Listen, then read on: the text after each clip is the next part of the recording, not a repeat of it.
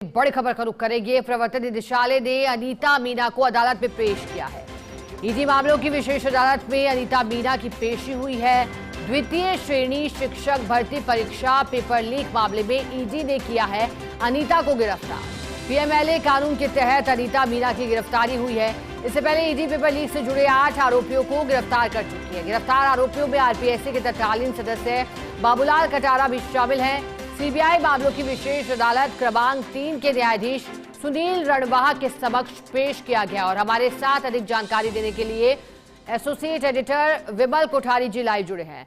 विमल जी, एक के बाद एक बड़ी कार्रवाई ईडी की ओर से और कई लोगों की गिरफ्तारी हुई। अब अनीता मीना जिनकी गिरफ्तारी हुई थी, अब कोर्ट में पेश किया गया है। क्या कुछ रहा सुनवाई के दौरान और क्या रिमांड पर भी लिया गया?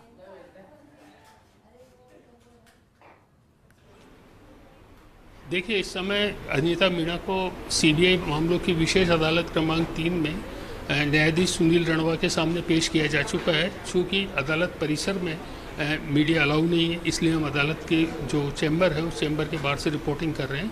हमें जो सूचना मिली है उस सूचना के अनुसार अनीता मीना की यह 9वीं गिरफ्तारी है। इससे पहले 8 लोगों को ईडी पीएमएलए कानून में गिरफ्तार कर चुका है।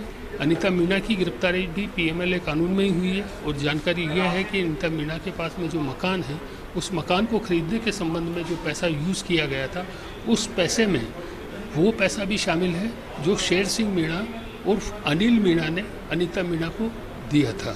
जानकारी ये भी है कि अनीता मीना की शेर सिंह मीणा के साथ में मित्रता है और जो पेपर लीक से संबंधित जो अभ्यर्थी थे, उन अभ्यर्थियों ने अनीता मीना के आवास पर बैठकर ही इस पेपर को सॉल्व किया और इससे संबंधित अनेक जानकारियाँ वहाँ से जुटाई।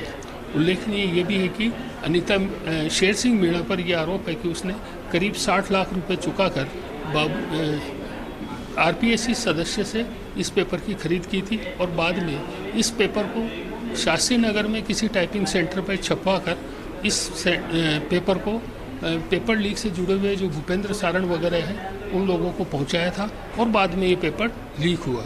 ये द्वितीय श्रेणी परीक्षा 2022 से संबंधित मामला है और उम्मीद ये की जा रही है कि अनीता मीना की गिरफ्तारी के बाद में जल्द ही कुछ नए खुलासे भी होंगे। अभी अनीता मीना को कोर्ट में पेश किया जा चुका है।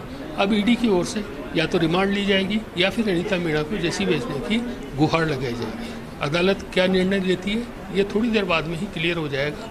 हम दर्शकों को इसका अपडेट भी जल्दी देंगे। जी शिखा। विमल जी, ठीक है, बहुत शुक्रिया आपका साथ जुड़ने के लिए, जानकारी के लिए। और देखिए, जैसा कि हमारे एसोसिएट एडिटर विमल कोठारी जी बता रहे हैं कि पीएमएलए के तहत गिरफ्तारी हुई थी और अब बड़े खुलासे होने की उम्मीद है और भी कोई लिप्त होता है पेपर लीक में तो वो खुलासा भी जल्द किया जाएगा।